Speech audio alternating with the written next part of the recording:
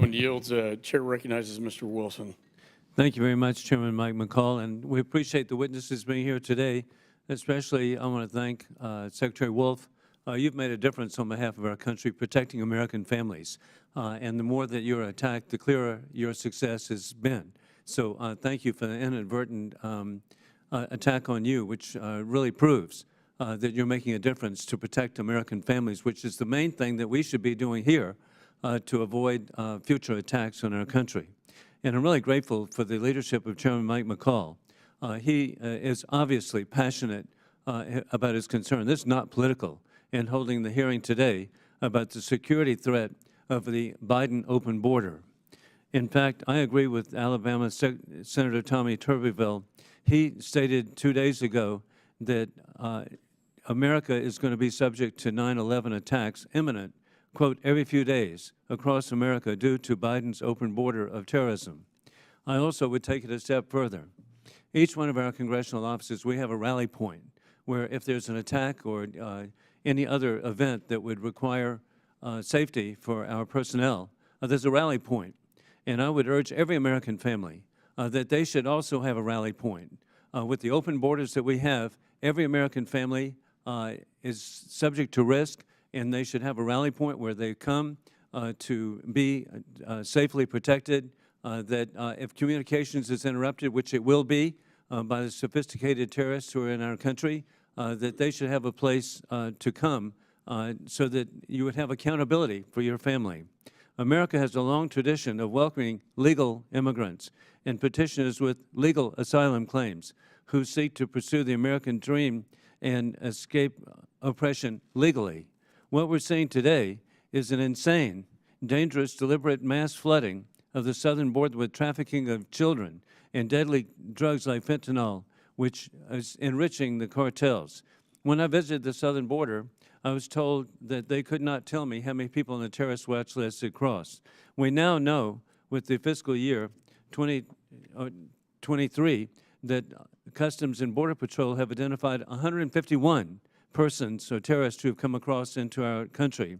These are highly educated, well-paid, hard-working, skilled mass murderers.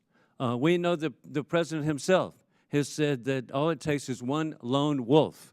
We know that the New York Post has reported the American families are at greater risk today than they ever have been since 9/11.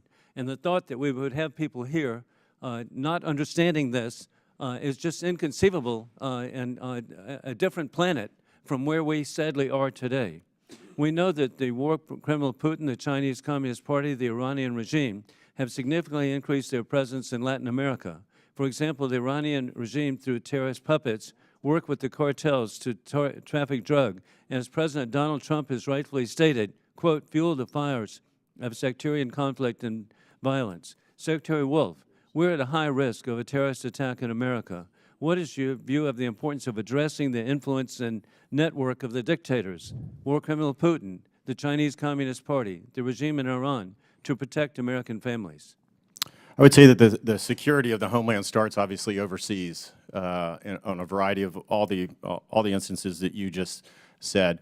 DHS works with the Departments of State, Defense, and others to help protect Americans here at home by first making sure the threat never reaches the homeland. So yes, you have to address all of the above and more, but at the end of the day, you need to have some sovereignty over your borders, and you need to understand who's coming into the country. Thank you very much. And Mr. Isaacson, the largest number of Russian GRU, secret police agents in the world, are in Mexico. Putin's fellow KGB agent and top spy, Nikolai Patrushev, established and cultivated Russian outposts in Cuba, Venezuela, Colombia, Nicaragua, and Mexico. They provide the weapons to dictators like Maduro.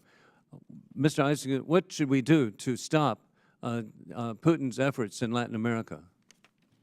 To stop Putin's efforts in Latin America, really, it's a good effort with intelligence and making sure that those arms sales and other things don't go unresponded to. At the border, you do have a lot of Russian people coming now. We have to sort out I think nearly all of them, maybe all of them, are trying not to be recruited by Putin. And fight in Ukraine. I need to conclude, but I agree with you. I was told by the border guards there is a large number of Russians and Chinese coming. In my era, that meant defectors. That's not what it is today. I yield back. Thank you. Gentleman yields. Chair recognizes Mr. Phyllis McCormick. Thank you, Mr. Chairman. I have a line of questions. In your testimony to, I believe it was Mr.